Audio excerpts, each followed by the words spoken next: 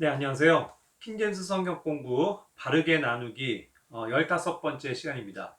이제 오랜만에 다시 동영상으로 인사드리게 되는데요. 오늘은 15번째 시간 사람의 회개에 대해서 공부를 하겠습니다. 저번 시간에 이제 그 하나님의 돌이키심이라는 제목으로 repent 혹은 repentance라고 하는 그런 단어를 조명을 해봤고요. 오늘은 이제 사람과 관련돼서 이 단어가 어떻게 사용되는지에 대해서 공부를 하고자 합니다. 먼저 이제 잠깐 복습을 하면요. 그 repent 혹은 repentance라고 하는 단어는 킹제임스 성경에서 굉장히 많이 등장을 합니다. 특별히 이제 그런데 이 단어를 흠정역 성경에서 한글로 번역을 할 때에는 슬퍼한다, 돌이키다, 뉘우치다, 후회하다, 회개하다 등으로 이제 구분을 해서 번역을 했기 때문에 이것이 이제 또 여러 가지 이제 뉘앙스로 다가올 수 있겠죠. 그러나 어쨌든 분명한 것은 이제 그 하나님의 입장에서 보면 하나님은 슬퍼하실 일도 없고 또 뉘우치실 일도 없으며 또한 후회하실 일도 또 회개하실 일도 없죠. 그렇기 때문에 이제 이 중에서 이제 적합한 것으로는 하나님과 관련돼서는 이제 돌이킨다라는 개념이 가장 올바른 개념이라고 말씀을 드렸습니다. 그리고 특별히 이 repent 혹은 이제 repentance를요, 많이들 이렇게 감정의 영역으로 생각을 할 수가 있는데 그것이 아니라는 점에 대해서도 언급을 드렸습니다. 그래서 이것은 어떤 감정에 있는 변화가 아니고요, 단순한 어떤 뜻, 우리의 의지가 변하는 것을 뜻합니다. 그러니까 이쪽 방향으로 가다가 완전히 그 뜻과 생각을 돌이켜서 정반대로 바꾸는 것, 그런 것을 의미한다라고 복습으로 다시 확인을 합니다. 자, 그럼 이제 오늘 본격적으로 이 사람과 관련돼서 이 단어는 어떻게 사용이 될까요? 먼저 아까도 얘기한 것처럼 이 단어를 굉장히 여러 가지 번역으로 번역을 해놨습니다. 먼저는 이제 뜻을 돌이키다라는 개념으로 번역을 한 것이 마태복음 21장 32절 말씀, 또 마태복음 27장 3절에 나옵니다. 여기서 보면 이제 마태복음 21장에서는 세리들과 창녀들은 그를 믿었으며 너희는 그것을 보고도 그 뒤에 뜻을 돌이켜 그를 믿으려 하지 아니하였느니라 하면서 그 서기관들이나 또 바리새인 같은 종교 지도자들은 오히려 뜻을 돌이키지 않았다라는 개념으로 이제 repent not 이렇게 된 것을 이제 번역을 했죠. 마태복음 27장 3절에서는 또 가비옷 유다가 예수님을 배반하고 팔아서 넘긴 이후에 그가 이제 뜻을 돌이켜서 은 30개를 수제사장들과 장로들에게 도로 가져다 줬다라고 한 것을 이제 그렇게 번역을 했습니다. 이게 이제 그도 이제 뜻을 돌이켰다라는 이제 표현으로 한 거죠. 이것을 왜 일반적으로 회개했다라는 표현을 안 썼는지에 대해서는 아마도 추측컨대 뭐 진정한 어떤 회개가 아니었기 때문에 그랬을 수도 있을 것 같아요. 어쨌든 여기에서도 이제 그런 식으로 뜻을 돌이킨다라는 개념으로 번역을 했습니다. 자, 그리고 후회하다라는 번역으로 또 되어져 있는 것이 있는데 고린도후서 7장 8절은 이와 같습니다. 비록 내가 편지로 너희를 근심하게 한 것을 후회하였으나 지금은 후회하지 아니하노니 바로 그 서신이 잠시 동안만 너희를 근심하게 한 줄을 내가 아노라. 예, 여기에서도 이제 동일한 단어인데 이것을 아까처럼 돌이킨다라는 번역으로 하지 않고 후회한다라는 표현으로 썼습니다. 이제 이거는 또 아무래도 우리 믿은 성도들이 뭔가를 후회하는 것 혹은 후회하지 않는 것에 대한 표현이기 때문에 이제 이렇게 번역을 한 것 같아요. 자, 어쨌든 그리고 이제 또 다른 번역으로는 이제 뉘우치다라는 단어가 있다고 했습니다. 이제 이 뉘우친다라는 것은 뭔가 사람이 잘못했을 때에 그것을 이제 깨닫고 반성하는 마음을 갖는 것, 그것이라고 이제 정의할 수 있죠. 자, 이와 같은 식으로는 이제 사사기 21장 6절 그리고 21장 15절에서 보면 이스라엘 자손이 자기 형제 베냐민으로 인하여 뉘우치며 이르되 이날 이스라엘에서 한 지파가 끊어졌도다. 그래서 이제 베냐민 지파가 없어지는 것을 그 나머지 이스라엘의 11지파가 그것을 이제 뉘우쳤다라는 식으로 이제 번역을 했습니다. 역시 이것도 뭐 돌이켰다라고도 볼 수도 있을 텐데 어쨌든 여기서는 이제 뉘우쳤다라는 식으로 번역을 했죠. 자, 그리고 이제 또 하나 또 이제 많이 등장하는 단어 그 번역이 이제 회개하다라는 개념입니다. 그 회개하다라는 말의 뜻은 사전적으로는요. 뉘우치고 마음을 고쳐먹는다라는 뜻이고, 또 두 번째 뜻으로도 깨달아 반성하고 그로부터 벗어나 하느님의 뜻에 따르는 새로운 삶을 시작하다. 이와 같이 이제 일반적인 사전에는 이렇게 나와 있습니다.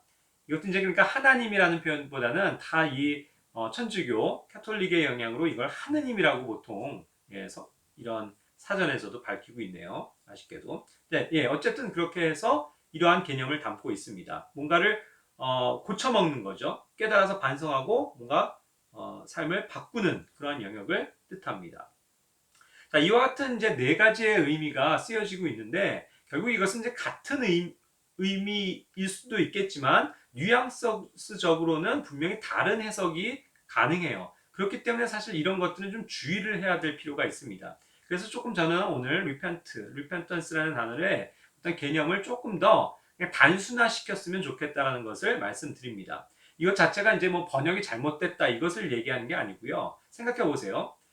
어떤 repent라는 개념을 어디에서는 뜻을 돌이킨다라고 쓰고, 어디에서는 후회하다라고 쓰고, 어디서는 뉘우친다라고 표현하고, 어디서는 회개한다라고 한다면, 동일한 영어 성경은 repent인데, 그것을 이제 번역함에 있어서 번역자가 그것을 보면서 이렇게 번역을 할 수밖에 없었던 거잖아요. 그러니까 이것은 어떻게 보면은 그것이 정말로 뭐 모든 것을 다 완벽하게 이해하고서 번역하지 못할 수도 있기 때문에 조금은 주의를 하고 또 우리는 그 영어 원본의 단어에 조금 더 주의를 기울여야 한다는 뜻으로 말씀드리는 겁니다.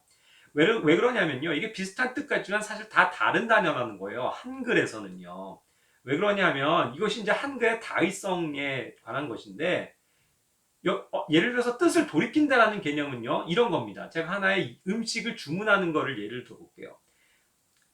제가 맨 처음에는 짜장면을 시켰습니다. 그런데 갑자기 마음이 바뀌어서 잠깐만요. 저 짜장면 시켰는데 그거 취소하고 짬뽕을 시키겠습니다 하고 돌이켰단 말이죠. 그게 이제 돌이킨 거예요.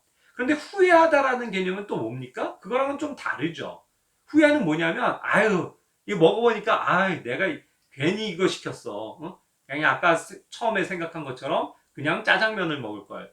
짬뽕이 너무 맛이 없네? 이렇게 후회하는 것이 후회죠.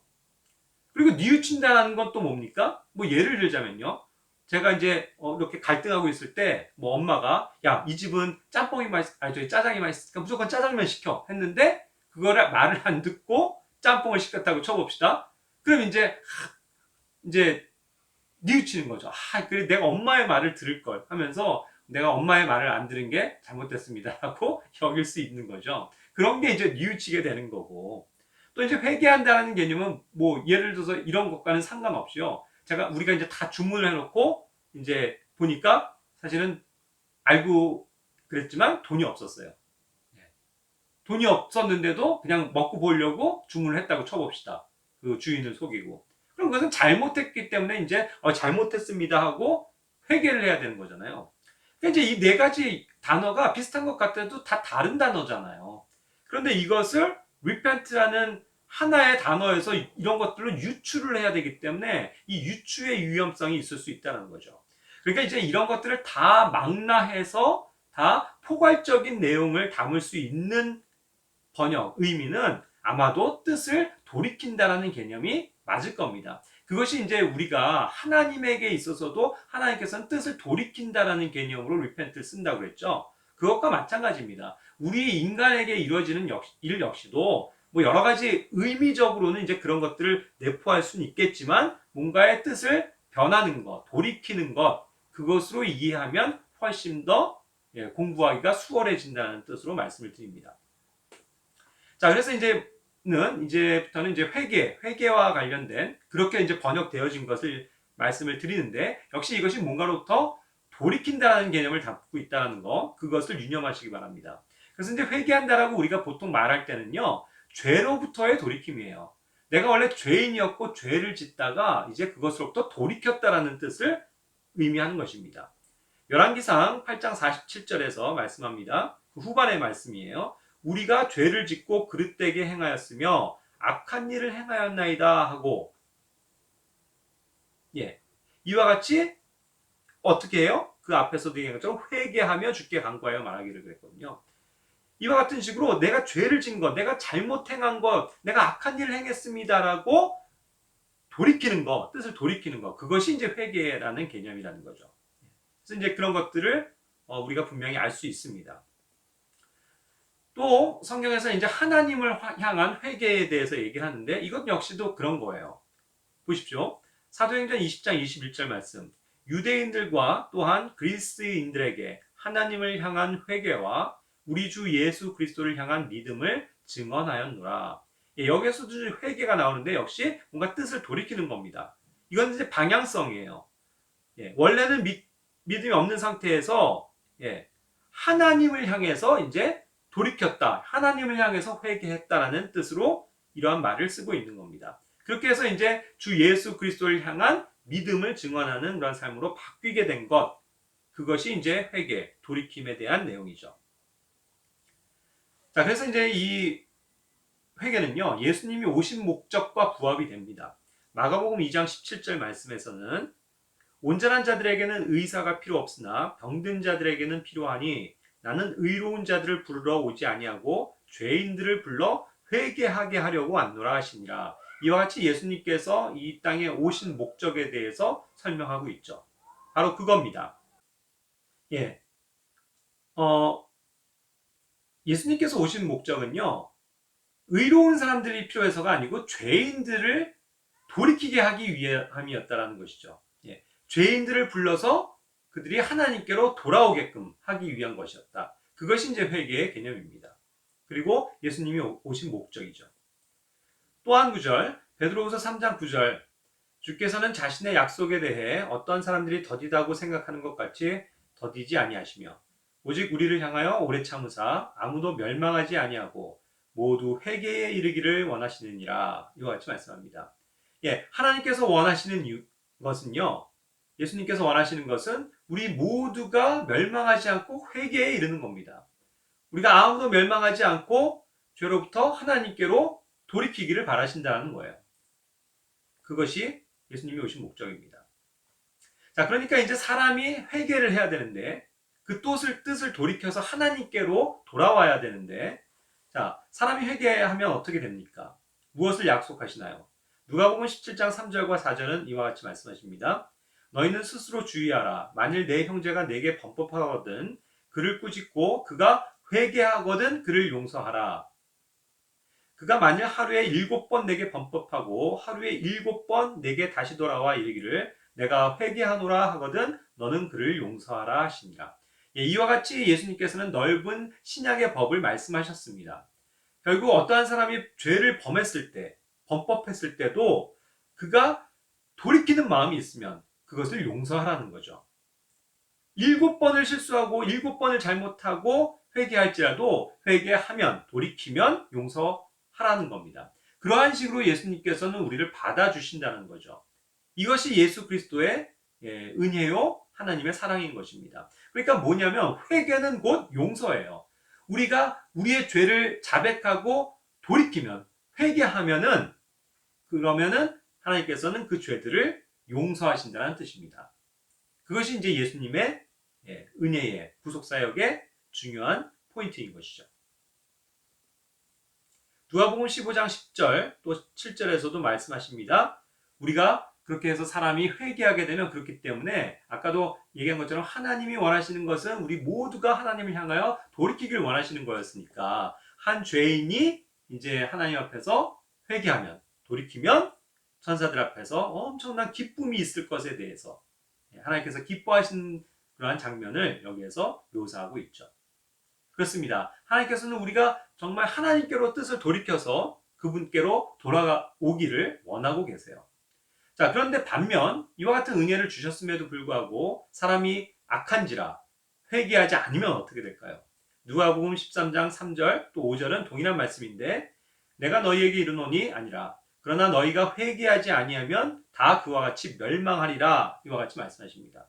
회개하지 않으면 멸망하는 거예요. 그렇죠? 결국 우리는 죄의 길을 가고 있습니다. 죄인으로 태어나서 죄의 문제를 해결하지 못하고 죽음을 향해서 가고 있는 거예요. 근데 거기에서 뜻을 돌이켜서 하나님께로 향하지 않으면 우리는 다 멸망할 수밖에 없다는 겁니다.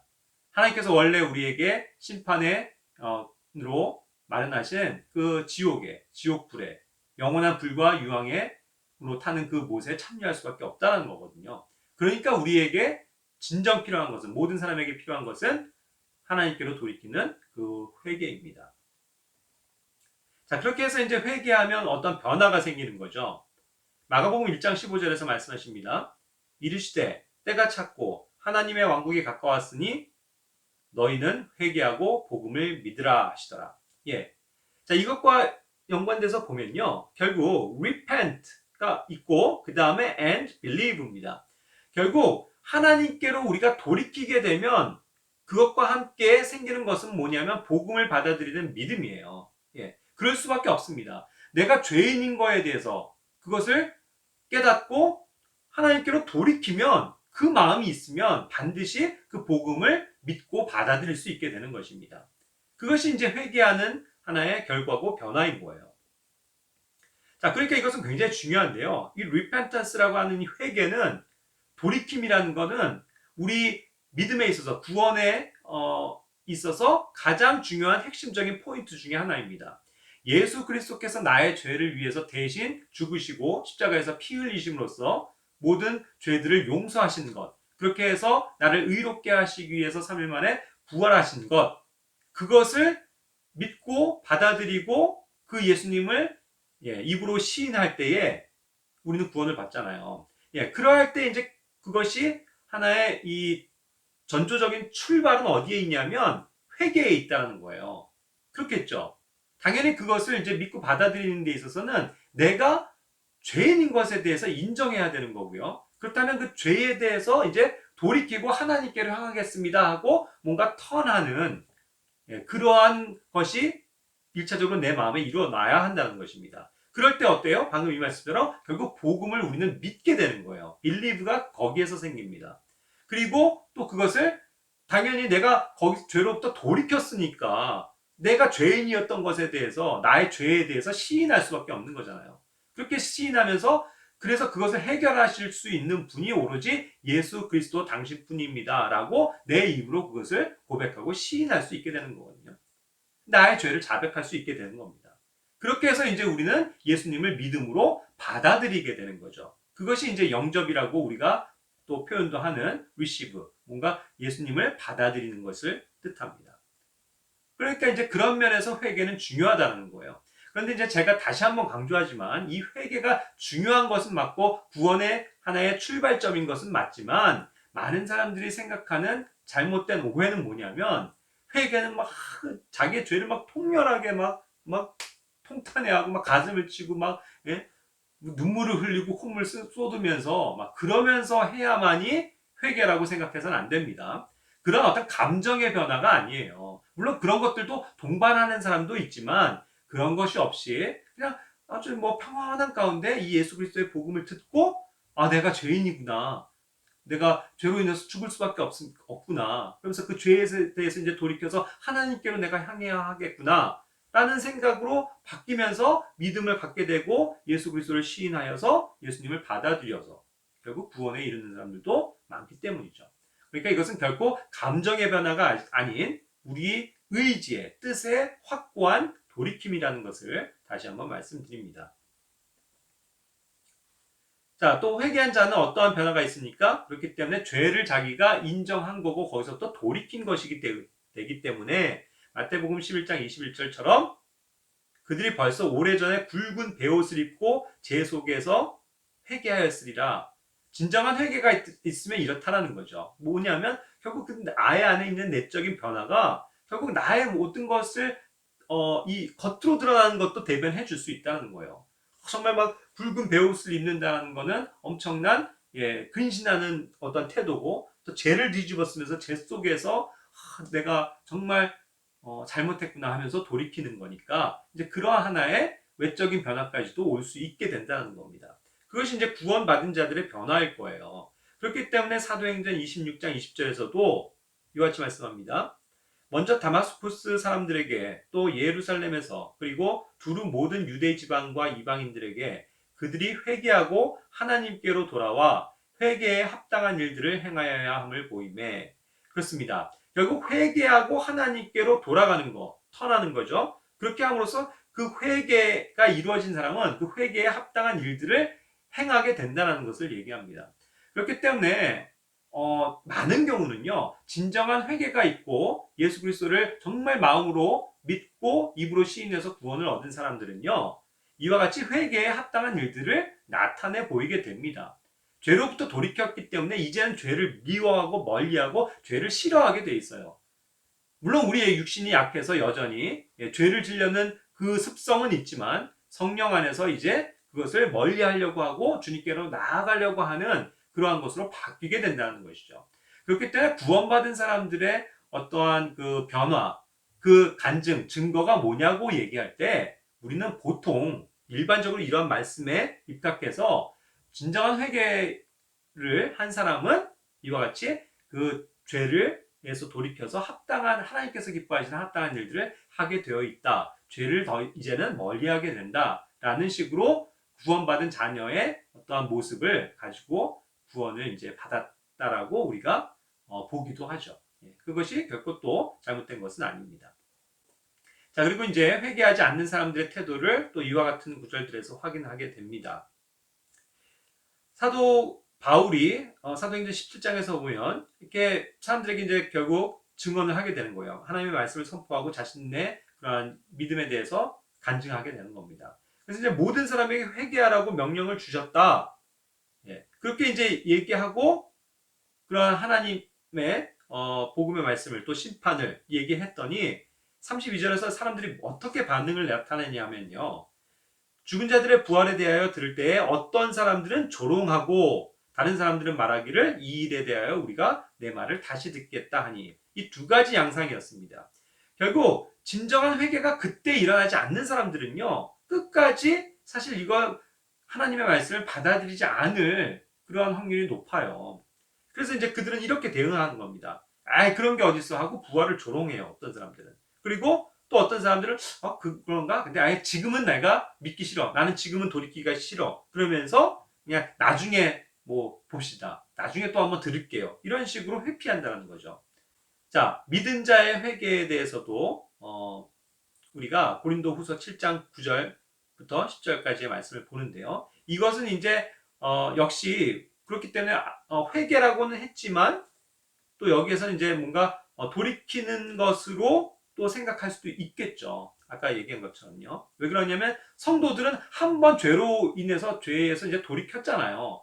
그러니까 거기에서 또 돌이켜가지고 죄로 향하는 게 아니기 때문에 회개는 이제 우리가 근본적인 우리를 구원시키는 회개는 우리의 인생 가운데 단 한 번 이루어진다라는 것이 이제 설명되어지는 것들입니다. 하지만 여기에서의 장면은 뭐냐면 그럼에도 불구하고 믿은 자들이 죄를 질 수 있어요. 잘못할 수 있습니다. 그렇죠? 그리고 뭔가 또 이 세상을 살면서 근심할 수 있는 그런 일들이 생기는 거예요. 안타까움에서 오는 그런 어떤 돌이킴, 그렇죠?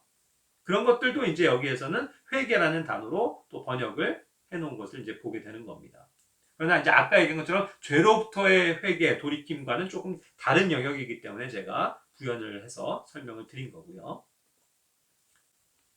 자, 그리고 이제 마지막으로 조금 이제 혼돈할 수 있는 한 가지 또 영역이 있어서 회개와 관련돼서 말씀을 드리고 마치고자 합니다. 이것은 환난 성도들의 회개인데요. 유대적 경륜에서 보아야만 오해가 없는 구절입니다. 이것은 이제 히브리서 6장 1절부터 6절까지인데요. 여기 1절에 보시면 이와 같습니다. 그러므로 우리가 그리스도의 교리의 기초 원리들 떠나 완전함으로 나아가서 죽은 행위들로부터의 회개와 하나님을 향한 믿음과 하면서 이제 쭉 설명을 하고 있죠. 그러면서 6절에는 뭐라고 그랬냐면 만일 떨어져 나가면 다시 그들을 새롭게 하여 회개에 이르게 함이 불가능하니 그들은 자기들을 위해 하나님의 아들을 새로이 십자가에 못 박아 드러내놓고 그분을 모욕하느니라. 이 말씀은 뭐냐면요. 결국 이제 우리 신약 성도들 지금 교회에 온전히 적용하기가 사실은 좀 곤란한 구절입니다. 그것은 이제 히브리서라는 특수성 때문에 그런데 히브리서는 이제 사실상 환난 성도에게 결국 히브리인들에게 주어지는 말씀이거든요. 우리 같은 신약 교회에게 하시는 말씀은 원칙적으로는 아닙니다. 그렇기 때문에 여기에서는 뭔가 어떠한 그들의 회개와 더불어서 그에 합당한 그 열매를 맺는 행위에 대해서도 지금 얘기를 하고 있는 거예요, 엄연히. 그래서 예를 들자면은 4절에서도 한번 빛을 받고 하늘의 선물을 맛보고 성령님께 참여한 자가 되었죠. 그들도요. 그런데 그렇게 해놓고 만일 떨어져 나가면 결국 그런 것으로부터 이제 떨어져 나가고 배도하게 된다는 거잖아요. 그랬을 때는 그들을 새롭게 해서 다시 회개에 이르게 함이 불가능하다라고 얘기를 하는 거거든요.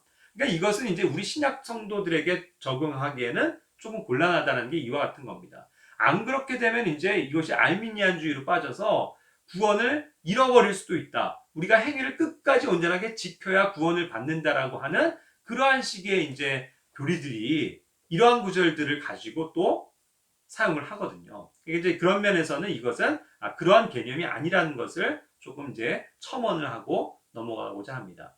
오늘의 뭐 주제는 이것과 관련돼서 뭐 깊이 다룰 것은 아니기 때문에 여기까지만 말씀을 드릴게요. 감사합니다.